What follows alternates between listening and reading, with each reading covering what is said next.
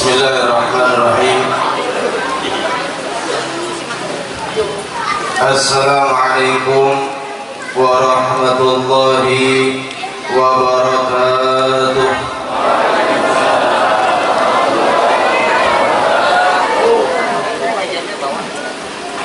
Alhamdulillah, alhamdulillahilladzi hadana bi'abdihil mukhtar man da'ana ilaihi bil idni wa qad nadana labbaika ya man dallana wa hadana.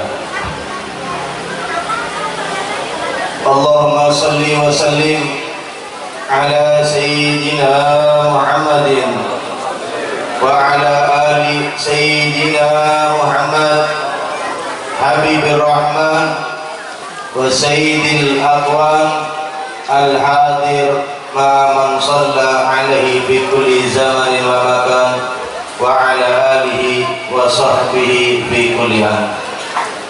Nawaina ta'allum wa ta'lim wa tadabbar wa tadhkir wa naf'a wal intifa' wal ifada wal istifada wal hassa ala tamassuki bi kitabillah wa sunnati rasulih wa da'a ila al-huda wa dalalati ala al-khair ibtigha wajhillah wa mardatihi wa qurbi wa sawabi min Allah ta'ala fi daril amin. Amma ba'd.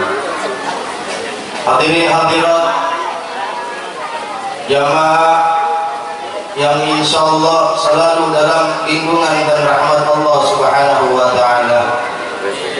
Pertama, pribadi yang saya muliakan, orang tua kita bersama, darah daging Nabi Muhammad sallallahu alaihi wasallam yang dengan kebenarannya mengalir di tubuh para habaib, wabil khusus orang tua kita bersama yang kita muliakan Al-Habib Zain Barakah dan putra beliau Al-Habib Mahdi bin Zain Barakah.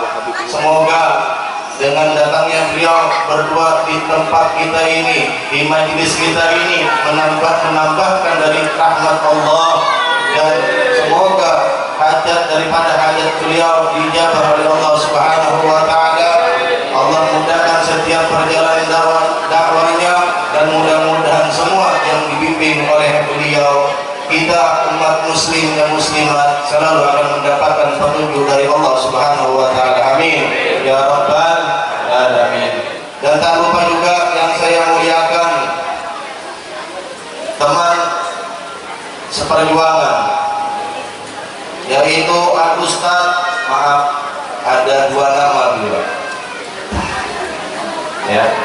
Nama ulamanya Al-Ustaz Haji Muhammad Nur, dan nama hafiznya Ustaz Ahmad. Ya, semoga Allah Subhanahu wa taala panjangkan umur beliau, dan Allah sehatkan jasad beliau, dan Allah mudahkan urusan dunia dan akhirat beliau, dan kita sebagai muridnya insyaallah bukan hanya di dunia Allah pertemukan, dan nanti di akhirat Allah pertemukan dengan beliau di depan junjungan kita Nabi Muhammad sallallahu alaihi wasallam, hingga masuk dalam surga bersama Nabi Muhammad sallallahu alaihi wasallam. Dan para tokoh agama, minta maaf saya pribadi tidak bisa menyebutkan nama Bokuhan Pian. Pertama, di saat Bokuhan Pian bertasmiyah belum ada diundang. Jujur ya.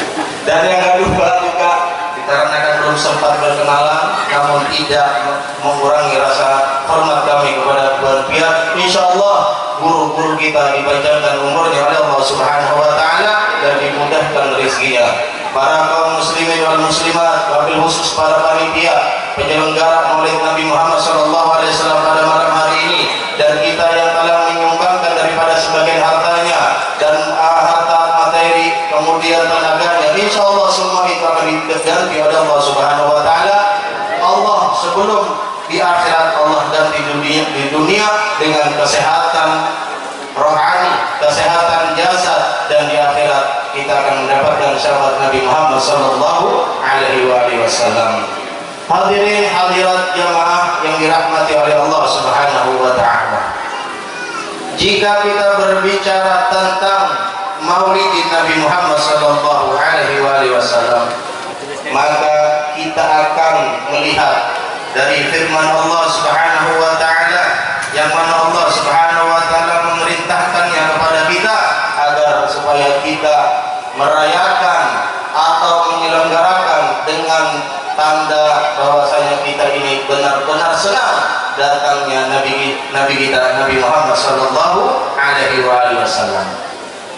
Disebutkan di berbagai kitab, di antaranya wa ma ursila Rasulullah sallallahu alaihi wasallam illa rahmatan lil alamin. Tidaklah Allah Subhanahu wa taala mengutus Rasulullah, mengutus Nabi kita Nabi Muhammad sallallahu alaihi wasallam melainkan untuk rahmatan lil alamin. Rahmat kasih sayang terhadap makhluk yang ada di muka bumi. Kasih sayang terhadap para binatang, kasih sayang terhadap manusia, kasih sayang terhadap pepohonan dan bebatuan yang ada di muka bumi. Itulah diutusnya Nabi Muhammad sallallahu alaihi wasallam ke muka bumi. Bahkan suatu ketika diceritakan bagaimana kesabaran dan ketawaduan, begitu juga bagaimana rasa maaf yang dimiliki Rasulullah sangat besar. Diceritakan di dalam sebuah riwayat, di saat itu terjadi perang Badar, berkecamuk perang sehingga membuat pelipis Nabi Muhammad SAW terluka. Di saat para sahabat melawan daripada musuhnya, berjatuhan berguguran para syuhada, Nabi Muhammad SAW disibukkan dengan menyapu daripada darah yang mengalir lewat wajahnya, disapu dengan pakaian yang ada di dadanya. Selesai perang, ditanya oleh sebagian sahabat yang melihat keadaan Nabi di saat itu, "Ya Rasulullah, di saat kami telah berperang dengan musuh-musuhmu, kami sempat melihat engkau telah menyibukkan dengan tanganmu untuk menyapu darah yang mengalir dari wajahmu." Rasulullah bersabda, "Wahai sahabatku, engkau tidak mendengar sebagaimana aku telah mendengarnya, bahwasanya ketika darahku hendak gugur ke tanah, ingin jatuh ke tanah, malaikat penjaga bumi, malaikat penjaga gunung berkata kepadaku, 'Ya Rasulullah, jika setetes darahmu jatuh ke tanah, maka demi Allah aku akan izin kepada Allah untuk mencelakakan daripada musuh-musuhmu yang telah memerangi.'" Itu kata para malaikat yang melihat kejadian tersebut. Ketika aku mendengar, aku berusaha darahku agar tidak terjatuh ke bumi, sehingga membuat musuh-musuhku mereka itu akan dilaknat oleh Allah Subhanahu wa taala. Kata Nabi, "Wa ma ursiltu la'anan." Aku tidak diutus untuk melaknat, aku tidak diutus untuk membenci musuh-musuhku. Mereka tidak tahu, tidak paham tentang bagaimana Allah mengutusku ke muka bumi. Maka oleh karena itu kata Rasulullah, aku mengharap dari anak keturunan mereka, aku berharap dari keturunan mereka beriman kepada Ya Allah, kata Rasulullah, maafkan mereka, innahum la ya'lamun, sesungguhnya mereka tidak paham dengan tujuanku ada di muka bumi ini. Itu rahmat kasih sayang Rasulullah. Kalau kita, Allah berikan kelebihan terhadap kita, sehingga apabila jatuh setetes darah dari tubuh kita ke muka bumi ini, mereka berkata kepada kita, "Jangan disapu, jangan macam-macam." Pasti kita ini orang sombong ya, tanpa ada gawian, tanpa ada gerakan menunjukkan bahwa kita paling gagah, paling perkasa. Mereka langsung menghancurkan daripada musuh-musuh kita. Kita pasti akan seperti itu. Namun Rasulullah tidak. Rasulullah lebih kasih sayang terhadap umat, terhadap makhluk yang ada di muka bumi. Maka pantas dikarenakan seperti itulah sosok Nabi Shallallahu Alaihi Wasallam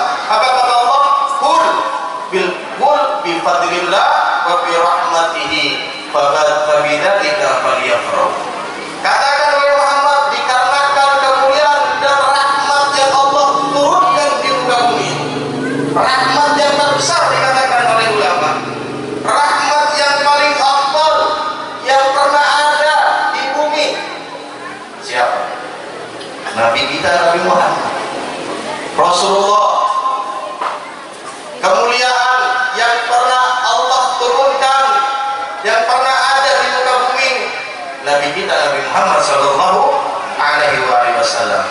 Maka wabidalika, kata ulama-ulama kita, amarallahu ta'ala an nafrah bi rahmah. Maka dengan adanya rahmat yang Allah berikan terhadap Rasulullah, kasih sayang yang pernah ada terhadap jiwa Nabi Muhammad sallallahu alaihi wasallam, telah dilahirkan sosok Rasulullah. Sebab itulah kita diperintahkan oleh Allah Subhanahu wa taala untuk merayakan dari hari kelahiran Rasulullah sallallahu alaihi wasallam. Bahkan saudara, bahkan kaum muslimin dan muslimat, sebagian ulama telah mengatakan mana mulia hari atau malam Lailatul Qadar dengan malam hari kelahiran Rasulullah sallallahu alaihi wasallam. Menurut kita paham malam Lailatul Qadar adalah malam yang sangat istimewa yang Allah berikan di malam-malam yang ada di bulan Ramadan. Bila kita mendapatkan malam Lailatul Qadar, kita berdoa pasti akan diijabah oleh Allah Subhanahu wa taala doa kita. Contohnya bagaimana Syekh Habib Bakar bin Salim, datuk daripada Habib Umar bin Muhammad bin Salim bin Hafiz, yang beliau suatu ketika dipertemukan dengan Lailatul Qadar, beliau berdoa mengangkat tangan meminta kepada Allah agar anak keturunannya dibersihkan hatinya oleh Allah Subhanahu wa taala. Dan alhamdulillah diijabah oleh Allah. Rata-rata mereka yang tidak menjadi ulama hatinya bersih, sangat luar biasa. Penyabar keturunan daripada Syekh Habib Bakar bin Salim. Bagaimana ketika kita juga mendengar daripada manakib sebagian guru Syekh Hasan Al-Banjari, Datuk Lampaya, yang suatu ketika diberikan izin oleh Allah dipertemukan dengan malam Lailatul Qadar, beliau meminta agar anak keturunannya dijadikan alim ulama dan penyabar. Kebanyakan dari keturunan daripada Datuk Lampaya, di antaranya Abah Guru Sumbun, luar biasa daripada keramat beliau. Ini ulama membandingkan mana mulia malam Lailatul Qadar dengan malam hari kelahiran Rasulullah sallallahu alaihi wasallam.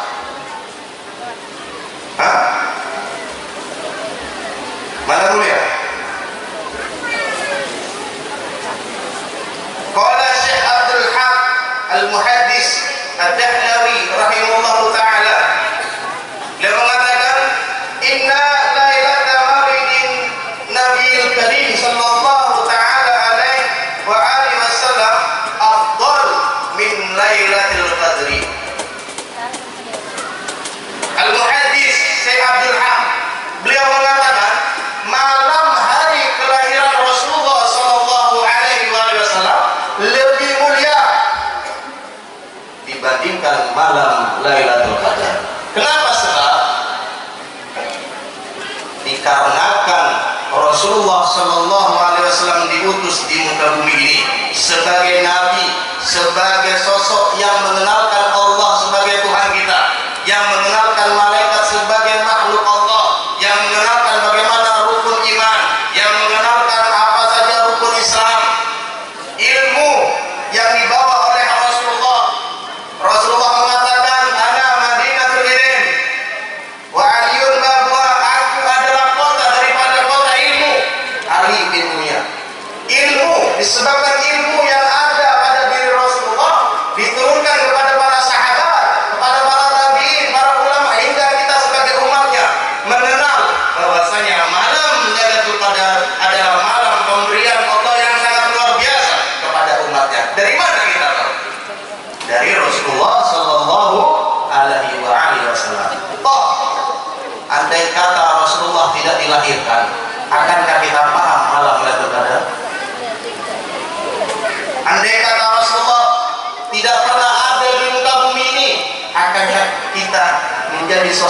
muslim atau muslimah. Andai kata Rasulullah tidak menyebarkan agama Islam di muka bumi ini, akankah kita yakin Allah sebagai Tuhan kita? Berkata Rasulullah, kita paham dan mengerti bahwasanya Islam agama kita, dan kita ridho Allah sebagai Tuhan kita, Muhammad sebagai utusan Nabi, utusan Allah Subhanahu wa Ta'ala. Maka pantas hari malam kelahiran Rasulullah lebih mulia dibandingkan hari-hari yang lain. Bahkan sampai-sampai sebagai ulama mengatakan Al Afdal Al Makkah wal Madinah. Mana lebih mulia? Mekah yang di situ ada Ka'bah, yang setiap tahunnya kita haji dan umrah, dengan Madinatul Munawwarah. Mana mulia? Sebelum kita menyebutkan mana mulia itu Mekah dan Madinah, bagi seorang yang pernah umrah, bagi seorang yang pernah naik haji, ketika diri kita berada di Mekah, ketika kita berada di Madinah, lebih adem, lebih nyaman mana? Jelaslah, lebih adem, ayem, nyaman di Madinah. Di situ mengatakan bahwasanya lebih mulia Madinah. Kenapa? Di situ ada jasad mulia Rasulullah Sallallahu Alaihi Wasallam. Dahulunya pernah hidup di zaman 1440 berapa sekarang? 44 yang lalu, mengajarkan kepada umat, mengajarkan kepada manusia tentang pengabdian manusia kepada Allah, tentang bagaimana mengerjakan haji, bagaimana cara mengerjakan umrah. Itu dikarenakan ada Rasulullah. Maka ulama mengatakan lebih mulia kota Madinah dibandingkan kota Mekah. Kalau tidak ada Rasulullah, kita tidak akan pernah tahu bahwasanya di situ diwajibkannya kita untuk haji, disunahkan untuk melakukan umrah. Itu sebab karena Rasulullah Sallallahu Alaihi Wasallam. Hadirin hadirat jamaah yang dirahmati oleh Allah. Alhamdulillah, malam hari ini kita berada di malam 12 Rabiul Awal. Ya, malam 12 Rabiul Awal. Kita sepakat malam 12 Rabiul Awal ini adalah malam kelahiran Rasulullah Sallallahu Alaihi Wasallam. Malam yang sangat istimewa, malam yang menentukan jati diri agama Islam di muka bumi. Toh kalau andai kata Allah Subhanahu wa Ta'ala tidak memilih hari-hari yang mulia, pasti Allah Subhanahu wa Ta'ala tidak akan melahirkan Rasulullah Sallallahu Alaihi Wasallam. Makanya dikatakan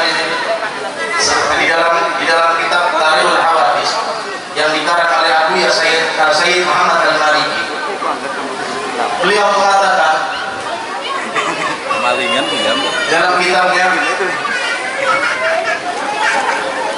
Yaumul Isnin Yaumul Mubarak, hari Senin adalah hari yang sangat luar biasa, sehingga Rasulullah Sallallahu Alaihi Wasallam diri beliau sendiri ketika ditanya oleh sahabat, kenapa engkau wahai Rasulullah setiap hari Senin berpuasa? Apa jawaban Rasulullah? Al-yawma ulid, ya hari itu aku dilahirkan dan hari itu aku diutus sebagai Nabi dan Rasul. Sebelum Rasulullah dilahirkan, lebih-lebih yang sangat paham, yang menciptakan hari, Allah Subhanahu wa Ta'ala paham hari Senin pasti hari yang sangat luar biasa. Hari Senin adalah hari yang sangat istimewa, sangat luar biasa, sehingga Allah Subhanahu wa Ta'ala menurunkan, melahirkan sosok Nabi yang paling dicintai oleh Allah, sosok Nabi yang tidak ada tandingan dengan nabi-nabi yang lain. Bahkan mereka para nabi, Nabi Allah Adam hingga Nabi Allah Isa alaihissalam diciptakan di muka bumi ini disebabkan daripada nur Rasulullah Sallallahu Alaihi Wasallam. Para malaikat, para kekasih Allah, bumi, langit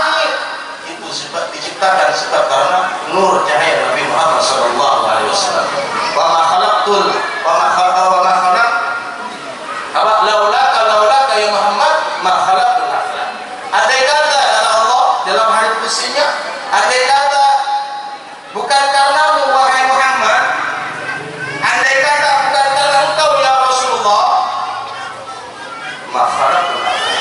Aku tidak akan pernah menciptakan makhluk dan seisinya.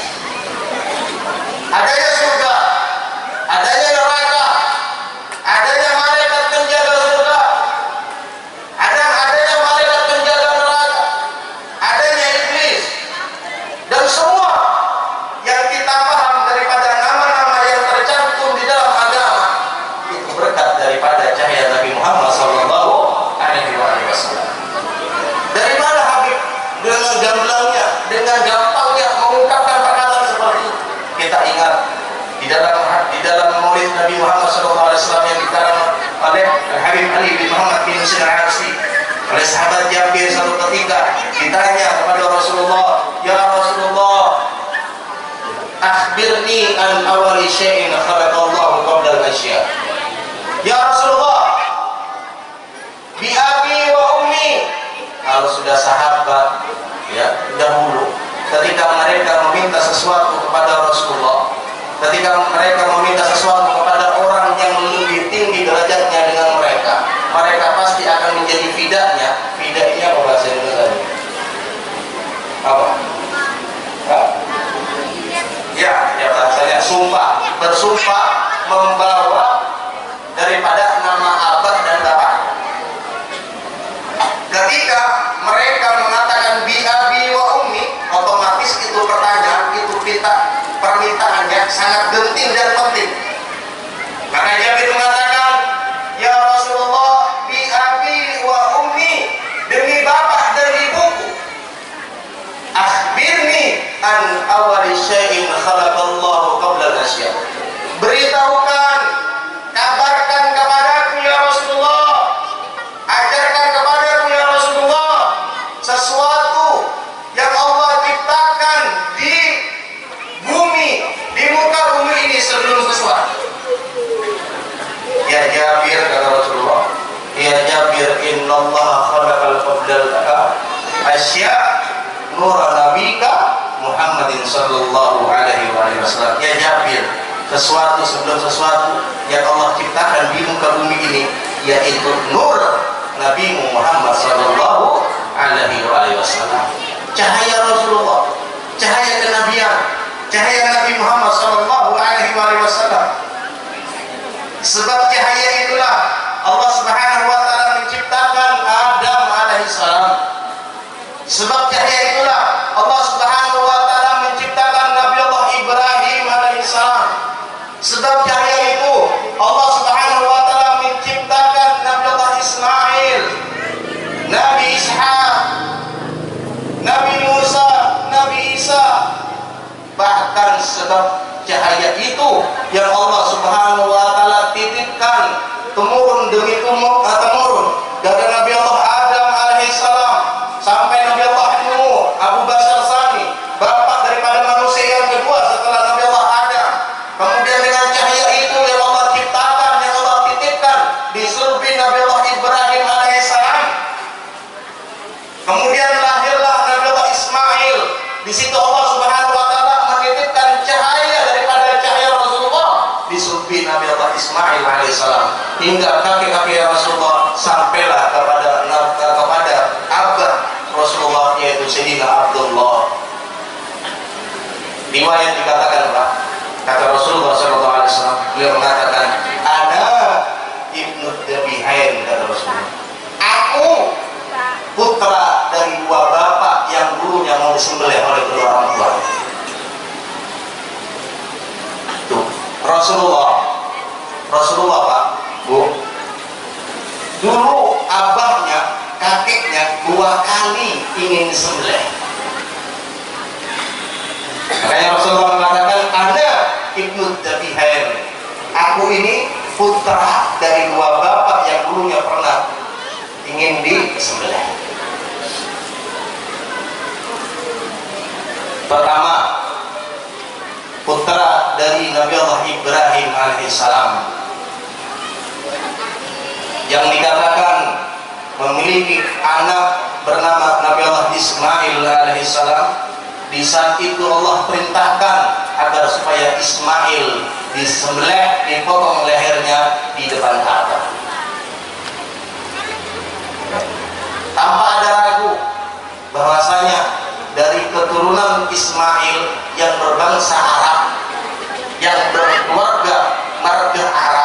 dari keturunan Nabi Allah Ismail alaihissalam. Dan yang bermarga atau keturunan Yahudi Israel dari keluarga keturunan Nabi Allah Ishak alaihissalam. Makanya biar tidak heran, ya, tidak heran bila sampai saat ini Yahudi dan orang Arab yang ada di Palestina apalagi berperang itu dari zaman dulu udah punya kakek. Dari keturunan Arab dilahirkan dari darah suci Nabi Allah Ismail alaihissalam. Dari keturunan Yahudi dilahirkan dari Nabi Allah Ishak alaihissalam. Dari dulu sudah mereka berselisih. Nabi Allah dari zaman Rasulullah SAW diutus menjadi nabi, yang mana di situ disebutkan ketika hijrah Nabi Muhammad SAW ke kota Madinah, Rasulullah mengatakan lepaskan itu onta, ya, lepaskan itu onta biar menjadi tempat yang cocok untuk datang Rasulullah, ya, hijrah dari kota Mekah ke Madinah disambut dengan ratusan jamaah yang ada di Madinah, umat yang ada di Madinah. Kemudian satu demi satu menginginkan agar supaya rumahnya ditempati oleh Rasulullah. Tapi Rasulullah sambil mengatakan kepada para sahabat, lepaskan itu onta itu yang akan menunjukkan di mana Quran akan tinggal. Dilepas itu onta, berdiri di kota Madinah, kemudian duduk di depan satu rumah Abu Ayyub al-Ansari. Abu Ayyub al-Ansari. Ini rumahku, kata Rasulullah. Bingung Abu Ayyub al-Ansari, dari mana kata Rasulullah, ini rumahku dari datuk-datukku, turun temurun ini diwariskan kepada ini rumahku, kata Rasulullah. Akhirnya Rasul mengatakan, dahulu orang Yahudi meyakini bahwasanya Nabi akhir akan lahir dari keturunan bangsa Yahudi.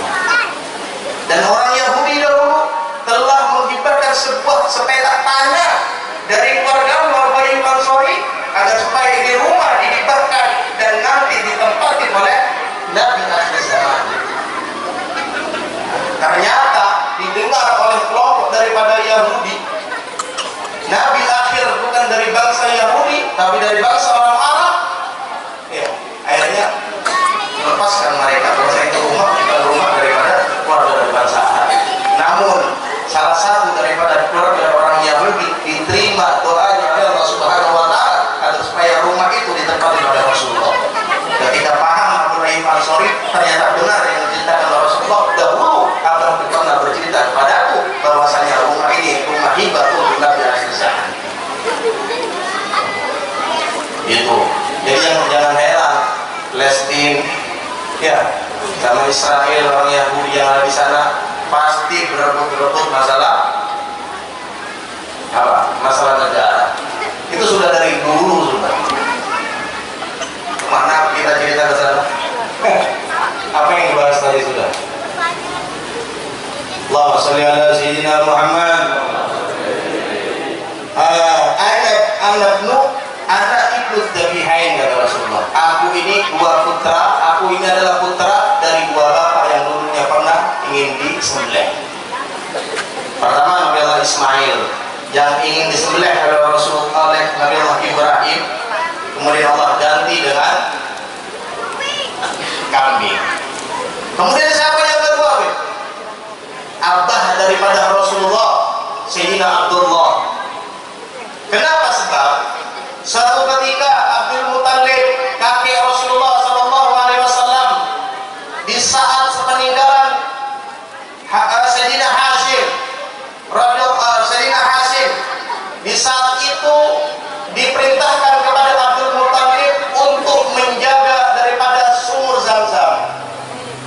Dan sumur Zamzam di saat itu ingin diperluas oleh kaum Quraisy di zaman itu.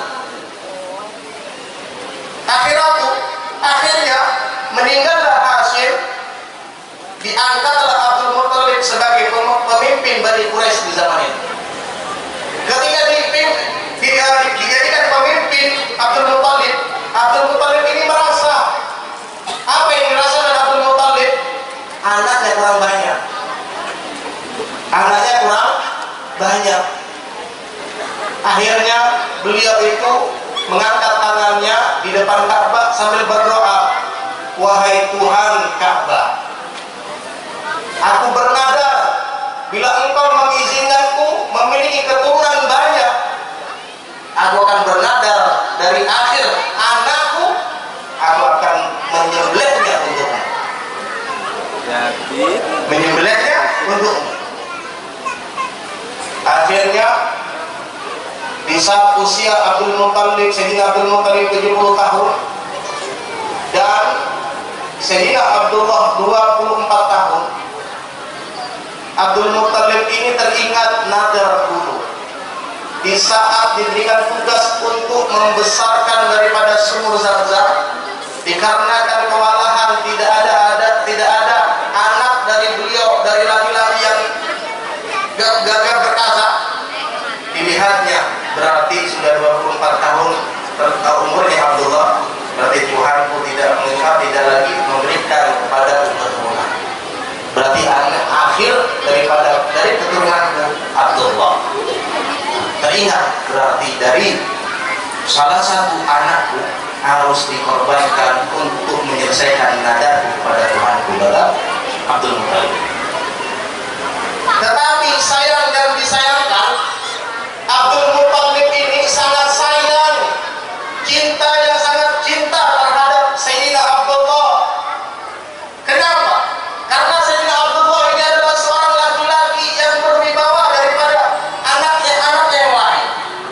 Sayyidina Abdullah ini seorang laki-laki yang tampan rupanya, gagah, pemberani, bahkan sampai-sampai dikatakan oleh Sayyidina oleh Sayyidina Abdul Muttalib, Abdullah adalah pemuda yang dari masa mudanya berusaha untuk menjadi orang yang paling kaya di masanya. Sayyidina Abdullah, tapi berhubung teringat daripada nadarnya, ia mencari daripada orang yang paham tentang bagaimana cara untuk membayar nadar kepada Tuhannya. Disebutkan kepada Abdul Muttalib, ya bisa dikatakan ramal lah di zaman itu, orang yang paham akan sesuatu hukum, karena keluarga Nabi Muhammad SAW termasuk manusia, termasuk orang keluarga besar yang masih memegang teguh terhadap kitab Nabi Allah Isa alaihissalam. Keluarga Nabi Muhammad dari Abdul Muttalib dan kakeknya sampai kepada Nabi Allah Ismail alaihissalam, mereka semua berpedoman kepada umur kitab daripada kitab para nabi terdahulu. Akhirnya dikatakan kepada Abdul Muttalib, wahai Abdul Muttalib, tepati nadarmu. Dengan cara bagaimana? Tuliskan nama anak daripada anakmu di lembaran kertas. Ya, dulu masih belum ada lembaran, bahasanya ditulis di lembaran namamu satu persatu. Kemudian masukkan ke satu tempat dan guncang itu nama. Yang keluar nama itu berarti dia yang disembelih. Dikumpulkan oleh Abdul Muttalib, ditulis nama yang satu persatu, dimasukkan satu botol dan dikocoknya, dan seperti arisan dikeluarkan, diambil, keluar nama Abdullah.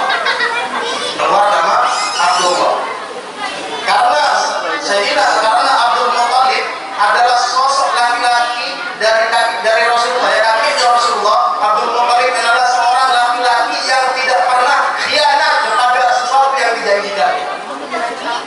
Mau tidak mau, ini anak satu-satunya yang paling aku suka, ini anak satu-satunya yang aku cintai. Berhubung aku sudah bernadar kepada Tuhanku, mau tidak mau, luar biasa ya Bapak. Kita masih alasan lagi, kalau kita ini masih alasan lagi.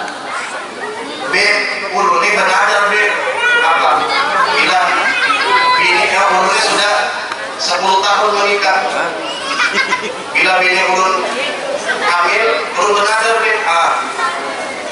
anak ulun yang di situ jasa biang salah.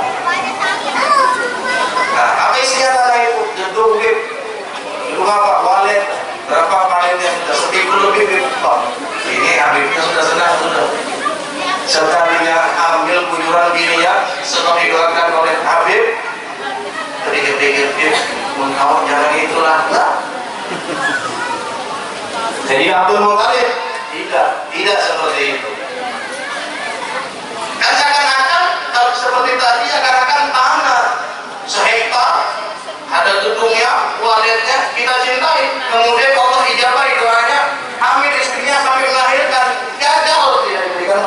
Habibnya karena cinta. Padahal dia dulunya lebih senang Allah berikan anak dibandingkan harta ini. Tapi Abdul Muthalib tidak, lebih senang mengerjakan perintah nadarnya, janjinya terhadap Tuhannya dibandingkan harta yang dia miliki. Tuh, orang Bahari. Akhirnya apa? Dibawalah Sayyidina Abdullah di depan Ka'bah dengan sudah diasah pisaunya ingin menyembelih Sayyidina Abdullah. Orang-orang dari Quraisy di zaman itu, Abu Lahab, Abu Jahal, paman-pamannya daripada saudara daripada saudara Abdullah, Sayyidina Haris dan yang lainnya mengatakan, wahai Abah, wahai Abdul Muthalib, jangan, kalau bisa tebus dengan harta berapa banyaknya harta yang kita miliki. Sayang. Kenapa biar? Karena di situ disuruh di Sayyidina Abdullah. Ya, Sayyidina Abdullah bin Abdul Muthalib ada cahaya Rasulullah SAW yang Allah simpan di zuriat Sayyidina Abdullah. Sehingga dia yang membuat berebut-rebutan ingin menjadi istri Sayyidina Abdullah. Buktinya ketika Sayyidina Abdullah menikah dengan Sayyidah Aminah, maaf, telah terjadi hubungan suami istri, Allah pindahkan cahaya Rasulullah yang ada di Sayyidina Abdullah di dalam rahim Sayyidah Aminah radhiyallahu anha. Setelah selesai, Sayyidina Abdullah keluar dari rumahnya mendatangi perempuan yang menawarkan kepadanya agar supaya dinikahi. Bahkan sampai mengatakan itu perempuan, wahai Abdullah, jangan aku nikahi, aku cukup semalam saja denganmu itu. Aku berikan harta kepada itu iblis-iblis yang menggoda itu. Itu iblis yang menggoda. Oke, Pak, tapi masih sudah nikah. Alhamdulillah. Oh, sudah nikah, sudah zuat sudah. Kalau nikah belum nikah, mesti berebutan beginian doang. Allahumma shalli ala sayyidina Muhammad. Lanjut. Biasanya nih kalau ulun sudah berpandir lupa waktu sudah. Biasanya jam 1, jam 2 hanya untungnya. Lanjut. Bujuran. Lanjut. Ya. Tunjukkan rasa gembira kita terhadap Rasulullah. Ini malam hari lahir Rasulullah. Lanjut, Beb, dalam hati janganlah Beb. Ini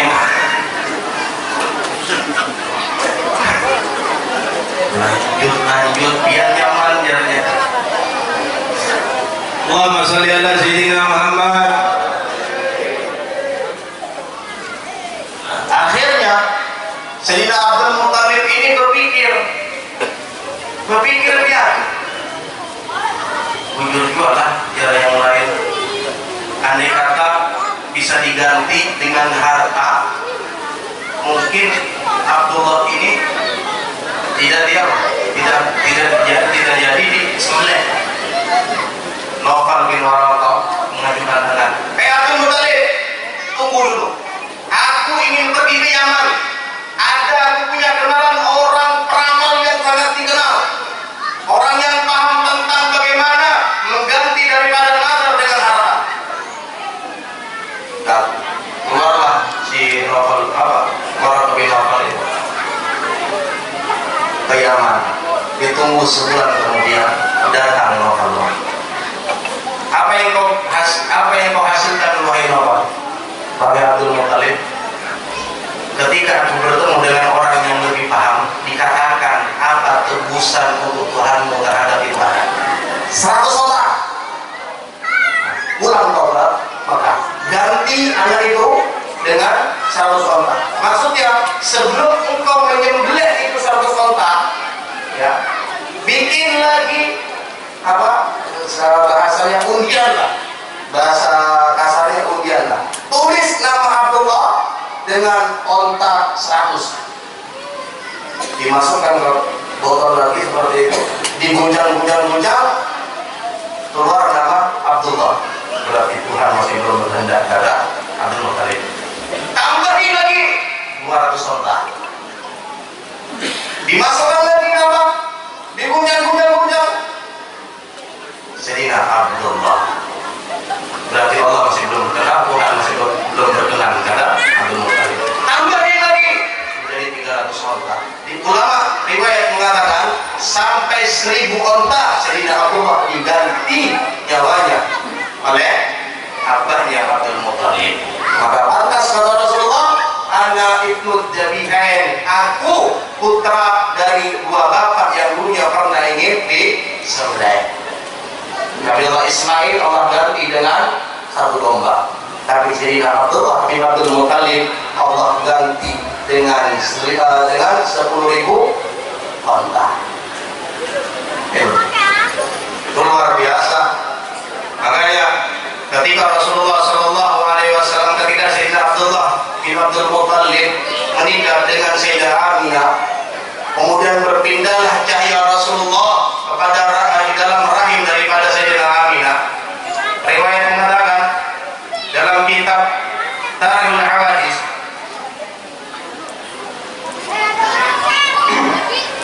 ya, ketika berpindah itu cahaya Rasulullah Shallallahu Alaihi Wasallam di dalam rahim Sayyidah Aminah. Walam tajid ummuhu lihamlihi thiqalan wala wahan. Ibunya Sayyidah Aminah tidak merasakan sakitnya seorang ibu ketika hamil. Ketika hamil. Sebagai ulama mengatakan wajadat tiqalan bibtida'il unuq. Pernah satu ketika Sayyidah Aminah ketika hamil merasakan sakit sekali di saat diciptakan pertama kali daging yang berbentuk daripada Nabi Muhammad sallallahu alaihi wasallam. Ini kan malam Rabiul Awal, pantas kita menceritakan hari lahir Rasulullah. Bagi hari-hari detik-detik kelahiran Nabi Muhammad sallallahu alaihi wasallam. Wa khifatan istimrar al-hamd. Selanjutnya, ibu daripada Rasulullah sallallahu alaihi wasallam tidak merasakan sakit sebagaimana perempuan-perempuan yang lain dalam keadaan hamil. Coba bini biar hamil 2 bulan muntah-muntah. Ya,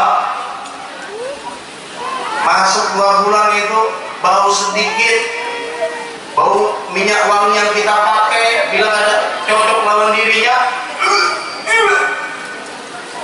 Jadi Aminah masuk 4 bulan kelihatan buncit sudah. Aduh, pada nyaman guring sudah begini. Ya, Bu, betul nggak Bu? Oh Ibu, oh Adil, mendengar nggak ya? Kalau ayo hadir seorang dia, baik belum boleh bila belum hadir. Allahumma sholli ala Muhammad. Biar di saat hamil masuk umur kehamilan 4 bulan, apa yang dirasakan oleh Mbak Najil? Pasti gelisah guring kalau masuk 6 bulan, tambahnya gelisah. Masuk bulan ke-7, tambahnya biar ada guring. Ke kanan hendak guring, ngalihnya. Ke kiri, ngalih. Masuk 9, tambahnya biar antara hidup dan mati, antara masih diberikan umur oleh Allah atau bayinya yang selamat atau dirinya yang sudah is dead. Bujur awalnya. Nah, bila ditanyakan kepada buan pian, kalau mana sakitnya, sakit hati ketika melihat laki begini pulang, lawan pian hendak melahir.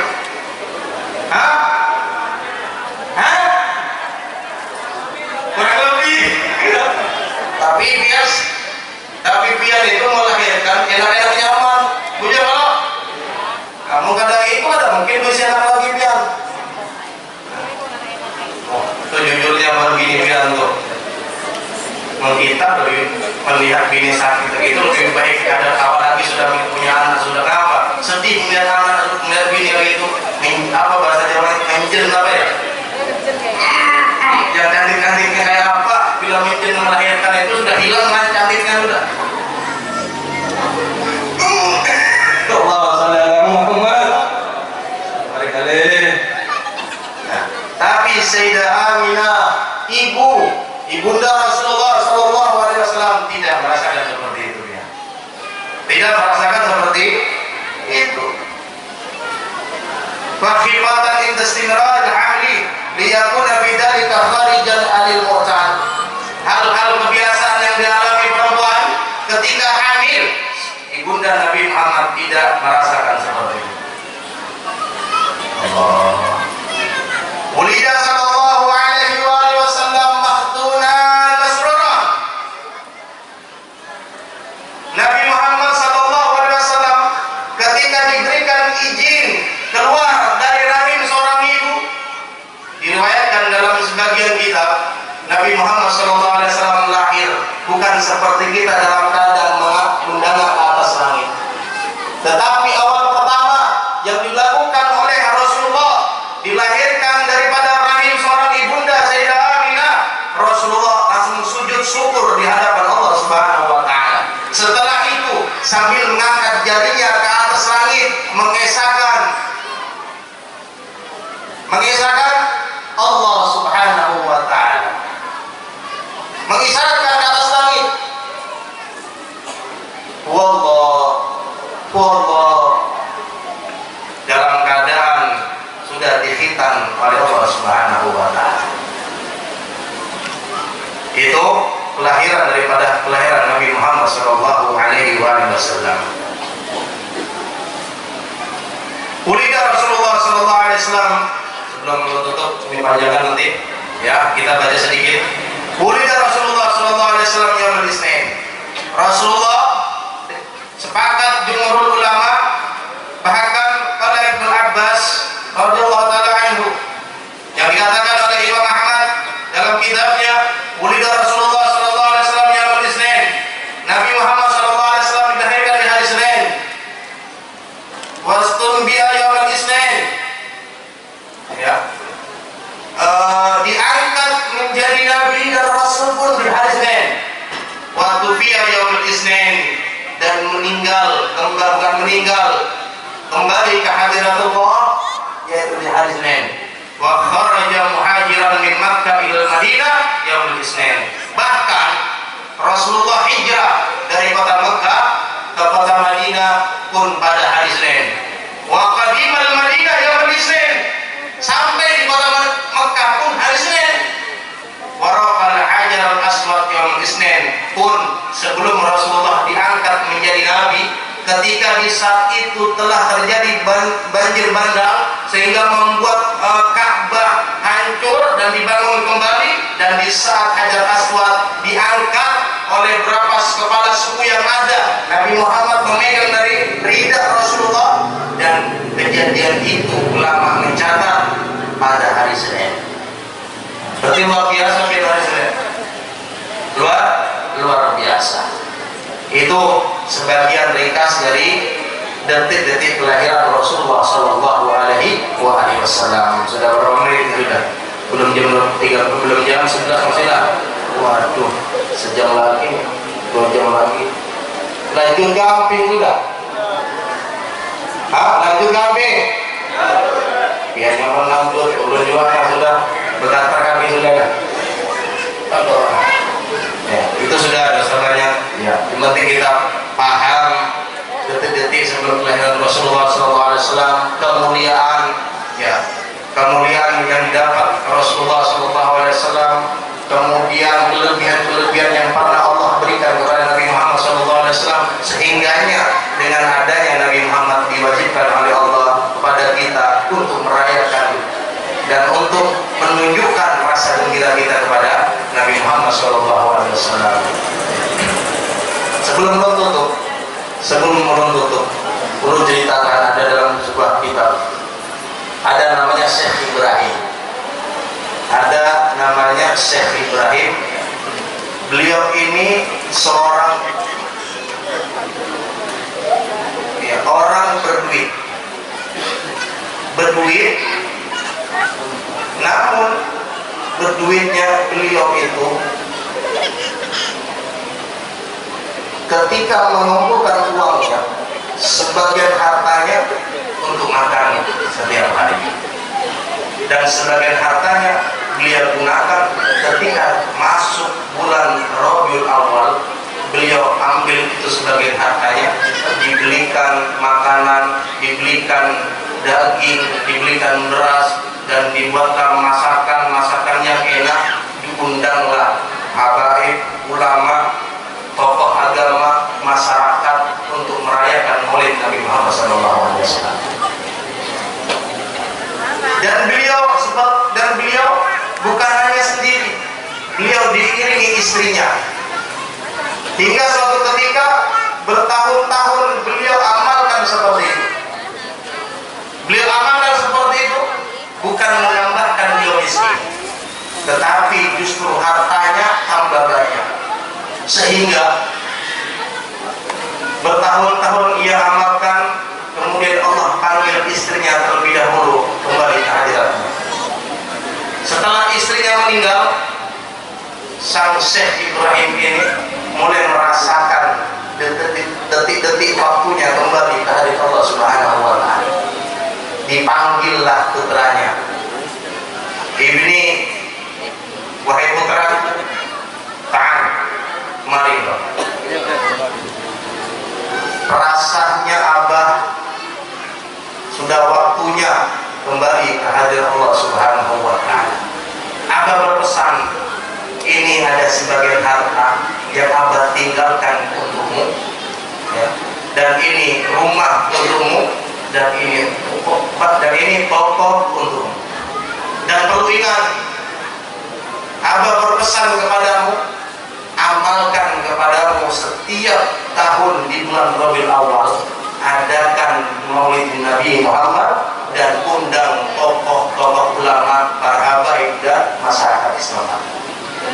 Subhanallah, ketika menyampaikan itu pesan kepada anaknya, berapa saat kemudian beliau melantunkan kalimat thayyibah, la ilaha illallah Muhammadur Rasulullah, meninggal dunia. Seperti biasanya seorang manusia ketika meninggal, dimandikan, disolatkan, dikafanin, dan hingga dibawakan jasad Sayyidina Ibrahim, Syekh Ibrahim, ke kuburan dan dimakamkan oleh anaknya. Kemudian putra tersebut pulang ke rumahnya, menempati rumah warisan daripada abahnya, dalam keadaan sedih, dalam keadaan gelisah, dalam keadaan sambil memikir apa yang akan kuperbuat setelahnya. Abahku pun meninggalkan diriku, kata putranya. Sambil berpikir dalam keadaan sedih, dalam keadaan bingung, ia tertidur. Subhanallah, ya, subhanallah. Di dalam tidurnya ia bermimpi, seakan-akan terjadi hari kiamat. Seakan-akan bumi Allah lipat, Allah angkat ke atas dan Allah jatuhkan ke bawah. Dilipat sebagaimana tanda-tanda kiamat yang pernah kita dengar dari cerita-cerita para ulama. Subhanallah, setelah kiamat terjadi, ini putra, ini seorang anak daripada Syekh Ibrahim bermimpi, digiring ke suatu tempat lapangan yang namanya Padang Masyar. Diminta pertanggungjawaban di situ. Laki-laki ini melihat ada yang ditendang oleh malaikat, ada yang dipancung oleh malaikat, ada yang digiring ke tempat yang sangat indah luar biasa, ada yang dilempar neraka. Ini bukan ini seorang laki-laki cerita. Kalau sampai kayak di dalam kitab apa namanya? Maulidin Nabi sallallahu alaihi wasallam di Fadlil Syekh Da'il Kabir Abi Muhammad Al-Iyas Al-Attar. Nama kitabnya ini Maulidin Nabi sallallahu alaihi wasallam yang dikarang oleh Abil Iyas Muhammad Al-Attar Al-Qadiri dalam kitab ini. Akhirnya Pak, ini laki-laki ketika digiring oleh malaikat terdengar suara Rabbul Jalal Allah Subhanahu wa Ta'ala, "Hai fulan, pergilah engkau ke surga." Diiring oleh malaikat ketika dia ini laki-laki berada di pintu yang ke-8 dalam surga, dihadang oleh malaikat Ridwan, penjaga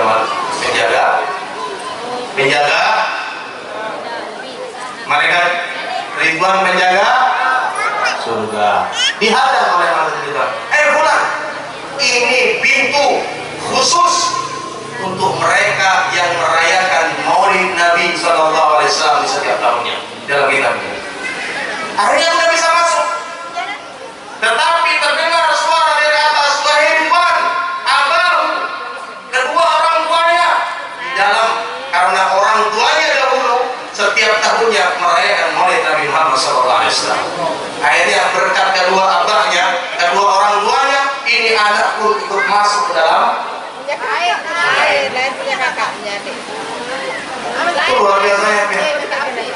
Berkat orang tua, berkat abah dan mamanya, setiap tahunnya dengan hartanya merayakan Maulid Nabi Muhammad Sallallahu Alaihi Wasallam. Anaknya pun yang dulunya wala, yang dulunya bukan soleh, bukan solehah, dimasukkan surga, mendapatkan syafaat berkat Nabi Muhammad SAW, berkat kedua orang tua yang merayakan Maulid Nabi Muhammad SAW. Kalau kita ceritakan panjang sebenarnya, itu ringkas cerita daripada cerita yang kita belajar. Ya baru dibaca tadi sebenarnya, baru dapat tadi. Dapat ada teman ngirim PPD baru baca pun lagi ceritanya. Itulah keuntungan bagi seorang yang merayakan daripada Maulid Nabi Muhammad SAW setiap tahunnya. Lebih-lebih ketika pihak mengeluarkan hartanya untuk hari kelahiran Nabi Muhammad, pasti Allah balas itu kebaikan. Ini umat Islam, ini umat Muslim yang yakin Rasulullah sebagai nabinya, karena kita merayakan Maulid Nabi karena iman kita terhadap Rasulullah. Musuh Allah orang kafir siapa? Abu Lahab, yang mana setiap hari Senin diberikan kebebasan oleh Allah Subhanahu wa taala di neraka, dibebaskan dari siksa hanya sehari hari Senin. Allah berikan si Abu Lahab itu minum dari jari jemarinya keluar air. Orang kafir, orang yang yakin Rasulullah sebagai nabi. Kita umat Islam, masa tidak diberikan pahala atau ganjaran dari Allah Subhanahu wa taala ketika kita merayakan hari kelahiran Rasulullah? Otomatis sudah sangat jelas yakin sahabat Nabi itu yang kita dapatkan. Itu sedikit yang saya sampaikan. Mudah-mudahan harta pian, waktu pian, ya kesehatan pian, dan semua yang kita infakkan untuk hari kelahiran Nabi Muhammad SAW, insya Allah dibalas berlipat-lipat oleh Allah Subhanahu wa taala. Dan lebih-lebih lagi, Habib Abu Bakar Segaf waktu itu beliau pernah berkata ya, ada satu pahala, ada satu sedekah yang Allah lipat gandakan menjadi 700.000 lipat pahala.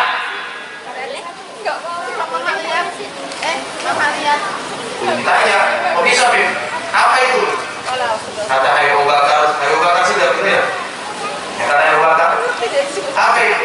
Bagi seorang yang bersedekah menghadiahkan hartanya kepada atau untuk kemaslahatan agama Islam, yang menginfakkan hartanya untuk kemaslahatan majelis, yang menginfakkan hartanya untuk membantu perjuangan para ulama, yang menginfakkan hartanya untuk mensyiarkan agama Islam di muka bumi ini.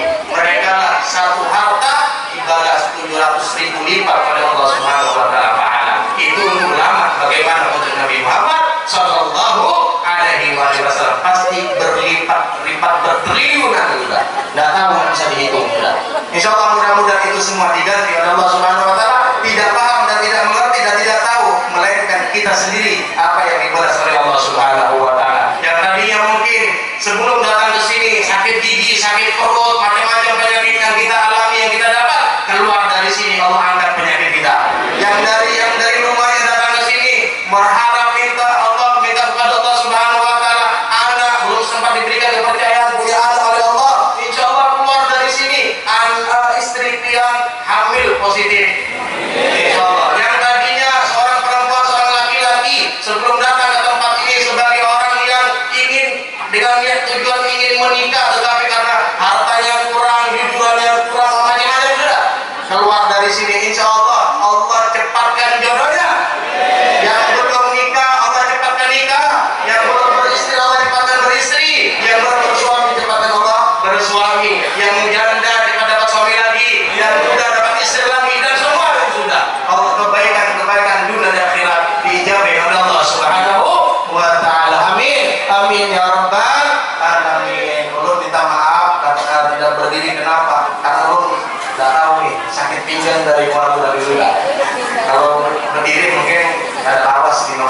sudah. Tapi jangan bukan kalau ada diri juga biar ya. Insyaallah mudah-mudahan ya jika ada kata yang berkenan di hati berbagian saya pribadi minta maaf yang sebesar-besarnya. Akan ini wabillahi taufiq wal hidayah. Assalamualaikum warahmatullahi wabarakatuh. Doa. Bismillahirrahmanirrahim. Allahumma shalli salatan tajliya wa afad wa tadilluna bi al-hajat wa tahhiruna bi al-sayyi'at wa tarfa'una bi al darajat wa tu'minuna bi al-sayyi'at ya jalal al-hayat wa tarbiyyat salata qabla minna innaka antas sami'ul alim wa tub 'alaina innaka antat tawwabur rahim wa tanfir lana dhunubana wa li walidina wa li masayidina wa liman ahabbana wa liman asana bi du'a ربنا آتنا في الدنيا حسنة وفي الآخرة حسنة وقنا عذاب النار صلى الله عليه وسلم محمد وعلى آله وصحبه وسلم والحمد لله رب العالمين تقبل الله منكم. Ya, sebelum ditutup oleh panitia diumumkan, lupa saya mengumumkan bagi siapa yang ikut bergabung berziarah yaitu wisata religi Wali Songo bulan 11 tanggal 12 bulan depan ini 5 hari perjalanan plus selain ziarah Wali Songo para habaib dan tuan guru yang ada kemudian menghadiri hall daripada pengarang Maulid Habsyi Al-Habib Ali bin Muhammad bin Husain Al-Habsyi tanggal 12 bulan 11. Berapa biayanya? 4.500.000 perjalanan 5 hari. Siapa tahu ingin ikut gabung bisa berhubungan dengan Mas Budi, Bang Budi atau dengan Ustaz Aan